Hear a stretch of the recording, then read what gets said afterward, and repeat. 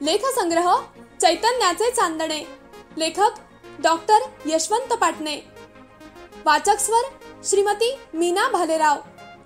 निर्मिती साहित्य उत्सव परिवार. लेख 6वा. जिद्दीचे बाळकडू. गुरुवर्य देवधर.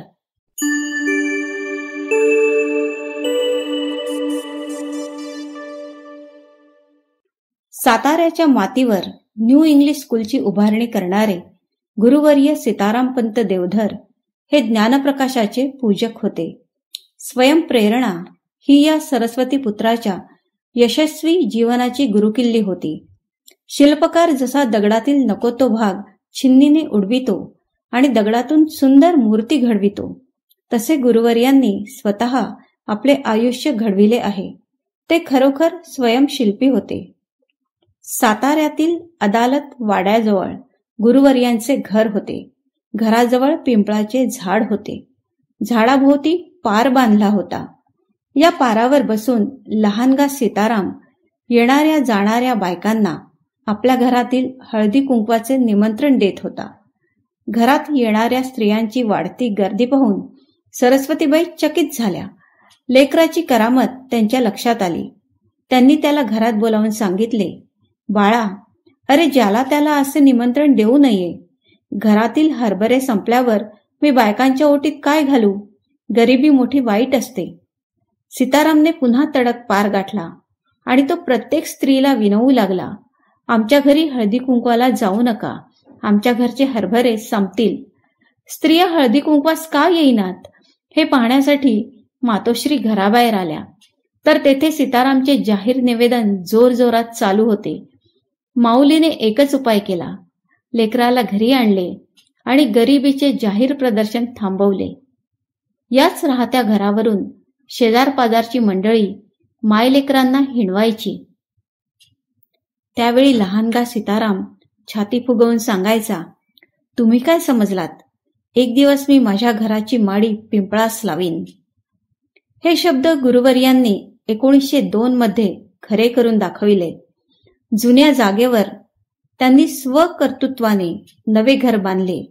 त्यांची माडी अक्षरशः पिंपळाला टेकली. गुरुवर्यांचे जीवन खडतर होते. ते कुठे डगमगले नाहीत. बालपणात गरिबी आणि पोरकेपण संगतीला घेऊन त्यांनी प्रगती साधली.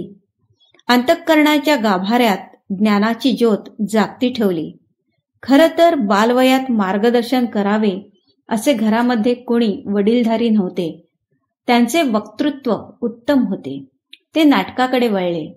रंगभूमीच्या रंगीत दुनियेत अंतर्मुख झाले. आत्मशोध घेतला. पुन्हा विद्यार्थी दशा स्वीकारली. वार लावून जेवले.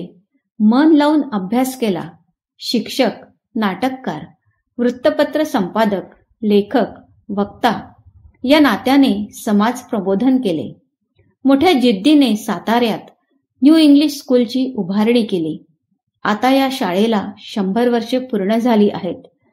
दगडी शाळा म्हणून गाजलेल्या या शाळेच्या पायाचा दगड गुरुवर्यांनी रोवला आहे. त्यावरच आजची प्रशस्त वास्तू डौलाने उभी आहे. मराठी माणूस जिद्दी आहे, कर्तबगार आहे, यावर गुरुवर्य देवधरांचा विश्वास होता. पण त्याला कष्टाची लाज वाटते. याबद्दल चिडही यायची. आपल्या वर्गातील मुलांना ते नेहमी एक प्रसंग सांगायचे. एकदा एक बंगाली पदवीधर न्यूयॉर्क येथे गेला. रस्त्याने चालला असताना त्याचे लक्ष एका 10-12 वर्षांच्या चांभाराच्या मुलाकडे गेले.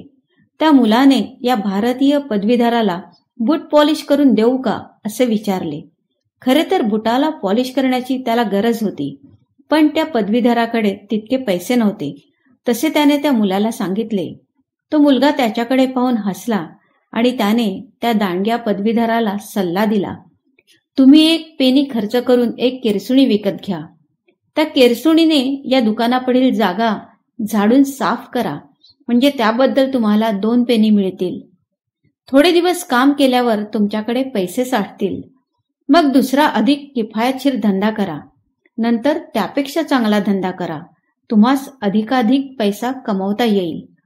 मी तर काय साऱ्या जन्मभर बुटांना पॉलिश करायचे का पॉलिश असे थोडेच ओरडत राहणार आहे. अहो, मी एक दिवस या युनायटेड स्टेट्सचा प्रेसिडेंट होईन, मला तशी उमेद आहे. एका पेनीने उद्योगधंद्याला सुरुवात करायला सांगून प्रेसिडेंटचे स्वप्न पाहणारा हा धडपड्या मुलगा आपल्यालाही जिद्दीचे बाळकडू पाजतो. आमचे शिक्षण आम्हाला श्रमापासून बचाव करायला शिकवते. ते सज्जन होण्यासाठी संस्कार करते.